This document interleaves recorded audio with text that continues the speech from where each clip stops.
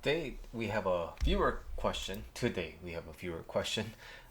Question about becoming an adult. I see myself as a mommy's boy, and maybe my dad didn't do a good job as my dad. When I grew up, every time I meet a problem, I tend to ask the solving way from people instead of actually learning about myself. Oh, instead of actually learning myself, internalizing the knowledge and skills in order to be an independent adult. Like, I tend to wait for other people who are better than me to solve it instead of taking charge and learning how to deal with it. How to build a habit of actually dealing with problems instead. So, the this is kind of a common situation that I see in Asian cultures, right? Because especially around when the person is a male, because culturally, in Asia, men are much more celebrated, right? And so when a boy is born in the family, the entire extended family, the grandparents and the parents, they're all happy because now some uh, this boy is born, therefore the lineage can continue, right? It's super fucked up, but it's like a very big part of the culture. Basically, the culture says that if you're a girl, you go off and get married, and then you're no longer part of this family, and only guys are basically the keepers of the lineage, and that's why the last names and blah blah blah, right? And so there's a big kind of a uh, discrimination against females in Asian cultures. So when the boy is born, what happens that causes this mommy's boy kind of a behavior? They get coddled because they're so precious. The moms, they don't want the boys to basically go through any hardship because they're so precious, right?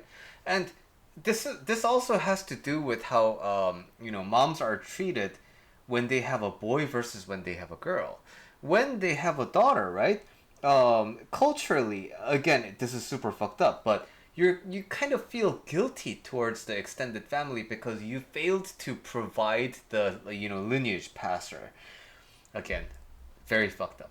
So, contrast the experience of having a daughter and you being you're the mom and you need to be cowering, and then so um your mother-in-law is like giving you shit about like how you didn't produce a male, and then like blah blah blah, and your husband like like resents you, like, which is super nonsensical, but this is super common in our parents generation. And so contrast that kind of an experience with, I have a boy. Yup. Now, when you have a boy, right? Your husband's like, oh, thank you so much, blah, blah, blah. And then your mother in law is like, oh, my dear child, oh, such a good job and good job. This is so common. And so, basically, the boy, right? The grandson, the lineage keeper in the family is basically the treasured possession of the family. Therefore, it is tied to the mom's status, right? So without you, your mom can't really have the street cred in your family, and because of that, you will become likely very very coddled, and this is exactly what gives birth to the mommy's boy kind of a behavior, because after a certain point in life you need to figure out how to do things. And you know what, like you are noticing, you have all the inner resources in order to tackle those things. You know that you need to encounter things, you know that you need to learn the procedures of things, you know that you need to internalize those things. But why is it so hard for you to do that? Because you've gotten so used to other people solving your problems for you, it has internalized the idea of, oh, actually, me, there's no need. It's a waste of effort. It's a waste of time for me to engage in these types of things. So, like, because why? Everything is already gonna be solved for me if I eventually wait for a little bit longer, right? So, now that we have sufficiently motivated why this happens, and you know what to do, right? But the really how to actually build the habit is, this sounds a little extreme, but uh, gotta pretend your parents are dead. and see if you can make it when your parents are dead and your parents can't provide you with any kind of assistance. So when you do so, this sort of cuts off all the ties you have with the family. And so I'm not asking you to like kill your parents, right? But it's more like when you can treat them as the emotional support provider of that role of the parent is gone now. So if you are living with your parents, you treat them like your landlords. So you pay them rent. And if you can't pay them rent, then time to move out. Time to move out and go to somewhere affordable so that you know how to pick yourself up by the bootstraps. To work the job and then go to a like a low income neighborhood and then get some roommates and then that's how everyone starts. That's how people without the privilege of supporting parents start. But they're fine, right? Of course, when you always compare yourself with the people who are richer, your life is bound to be miserable because of comparison.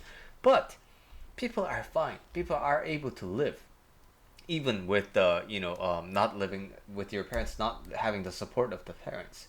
So the idea of your parents, right? If you can kill them inside of your mind, and basically they can continue to exist as people, but they have to be existing as people who are your peers in the world, not someone who can support you, not someone who owes you like love and trust and these things.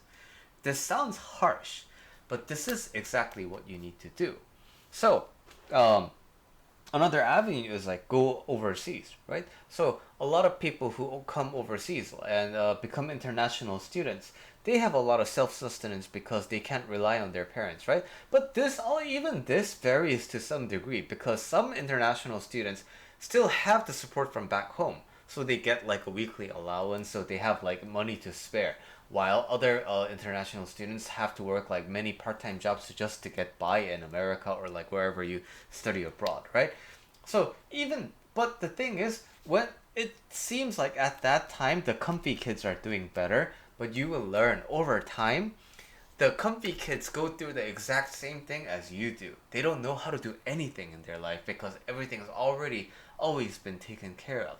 You live as a human, but like you're just kind of a simulation almost, where you only exist for the pleasure of your parents and you never get to really live your life as a proper human being. And the more time passes like this, the more kind of a regret you start to build about your life. So it's a very, I would say, the one of the most important things in life is learning how to be your own person. But if it takes extreme measures like that, of like killing the idea of your parents, then I think it is definitely worth it to do so. And another way is depending on your country, right? Your country may have a Buddhist temple, and your local community may have a Buddhist temple.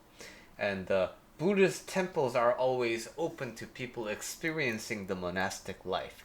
And guess what? The monastic life is actually a very, very, very, very good way to learn how to pick up after yourself. Because the monastic life, nobody is, like responsible for you, right? Or another example is like the army or going to the military is another very good way to become your self-sufficient person. So all these things have one thing in common.